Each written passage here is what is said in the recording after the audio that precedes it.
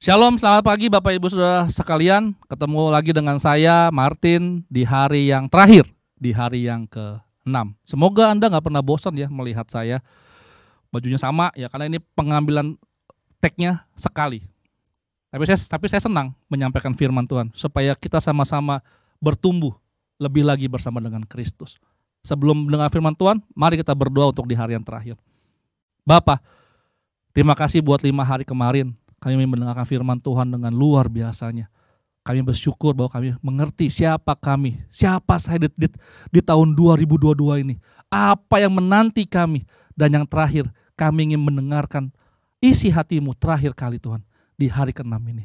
Di dalam nama Yesus kami sambut berkat Tuhan. Haleluya. Amin.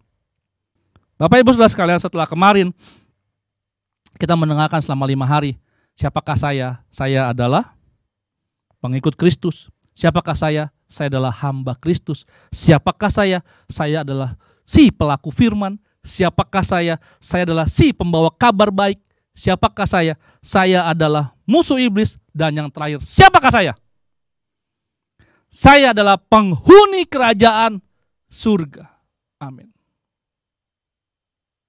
Saya adalah penghuni kerajaan surga. Ayatnya saya ambil dalam 2 Korintus 5 ayat yang pertama. 2 Korintus 5 ayat yang pertama.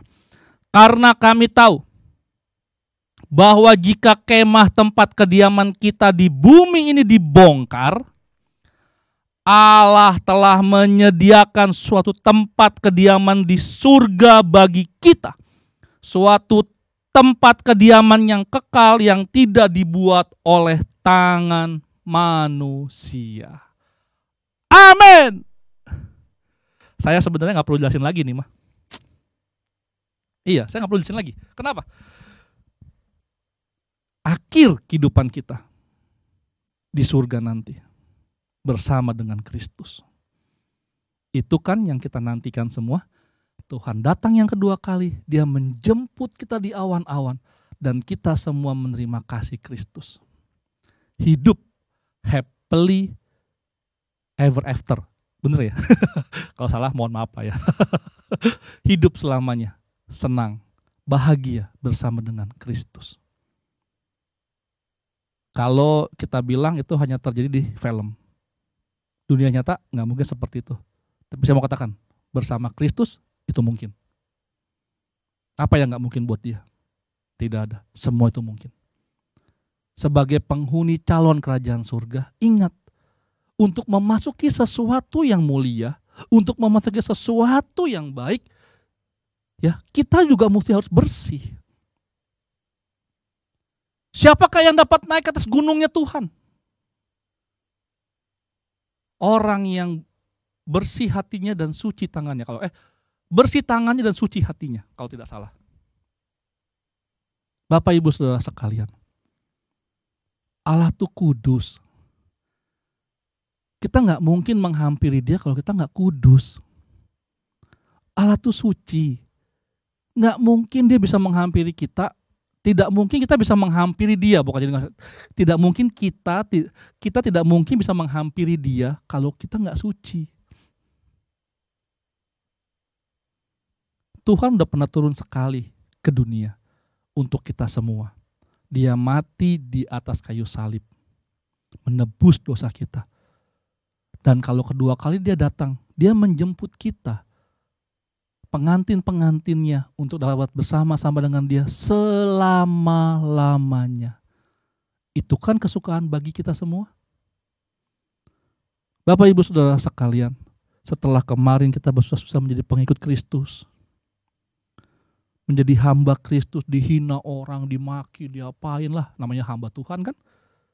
Menjadi pelaku firman, ya kan? Kita menggores-gores daging kita sendiri, memikul salib seperti nanti ada renungan istri saya, dengarkan saja. Ya kan? Lalu juga nanti ada kita sebagai pembawa kabar baik, capek-capek kita menginjil, menjadi menjadi berkat buat orang lain. Ya. Terus belum lagi kita udah menjadi pembawa kabar baik, kita dimusuhin iblis, ya kan? Dan terakhir upah kita. hidup kekal bersama dengan Yesus. Mari, sabaslah hambaku yang setia. Masuklah ke dalam kerajaanku yang telah kusediakan tempat bagi kita semua, bagiku, bagimu. Bapak Ibu Saudara sekalian, bagaimana ketika kita dikatakan, kita diberitahu kabar yang super sangat baik itu dari Tuhan sendiri mulutnya. Hai Martin, sabaslah hambaku Martin.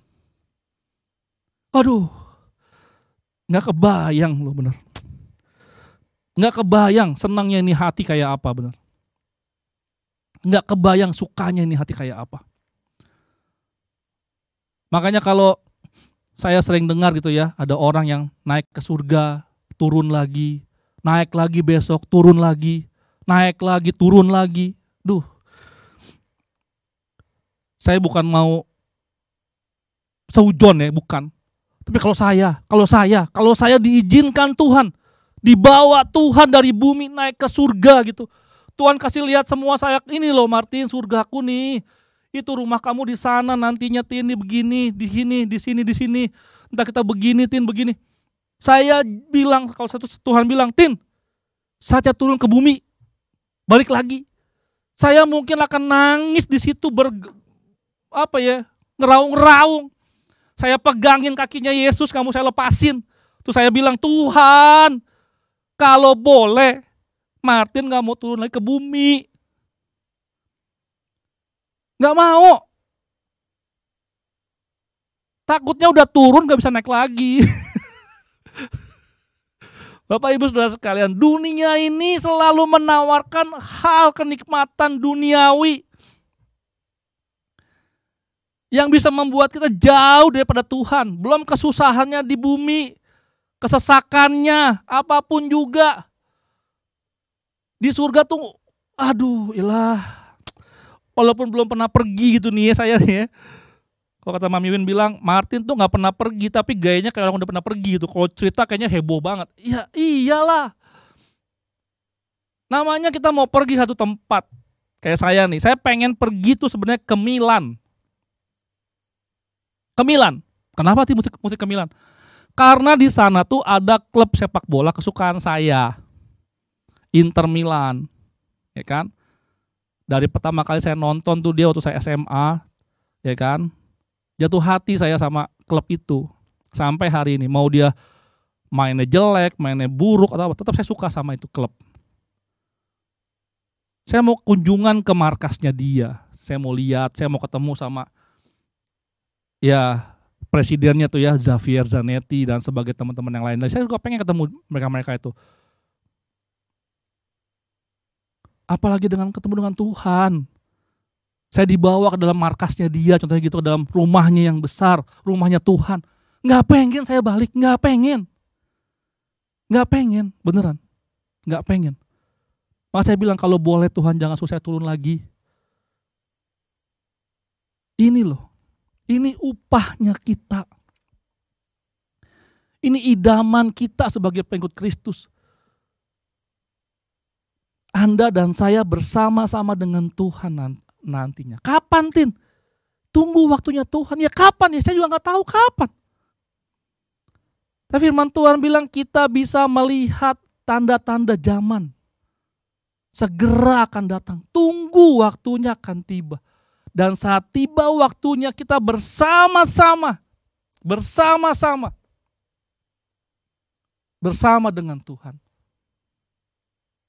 Jadi pada pagi hari ini saya gak mau panjangkan lagi. Karena gak perlu saya membahas panjang mengenai saya adalah penghuni kerajaan surga. Apalagi buat Anda yang sudah punya kuncinya. Kan Bapak Gembala udah bahas kemarin, kunci kerajaan surga. Anda udah pegang belum? Udah pegang? Mantap. Sebab itu, mari kita berdoa. Supaya kita sama-sama ke surga. Bapak, terima kasih buat pagi hari ini. Renungan yang begitu emosional karena membicarakan mengenai surga. Tempat yang kau sediakan buat kami, hamba-hambamu. Oh Tuhan, kami menantikan hari itu. Ketika Engkau datang kedua kalinya menjemput kami. Bapa, kami menantikan hari itu. Mampukan kami, ajar kami, dan sanggupkan kami. Dan jangan pernah lepaskan kami, Yesus, untuk kami bisa mampu bersama-sama dengan Engkau melewati tahun 2022 ini. Dan mampukan kami juga untuk kami seperti gadis-gadis yang bijaksana menantikan Engkau sampai Engkau datang yang kedua kalinya. Jangan sampai kami terlena dengan kenikmatan dunia ini. Di dalam nama Yesus kami berdoa dan mengucap syukur. Haleluya. Amin.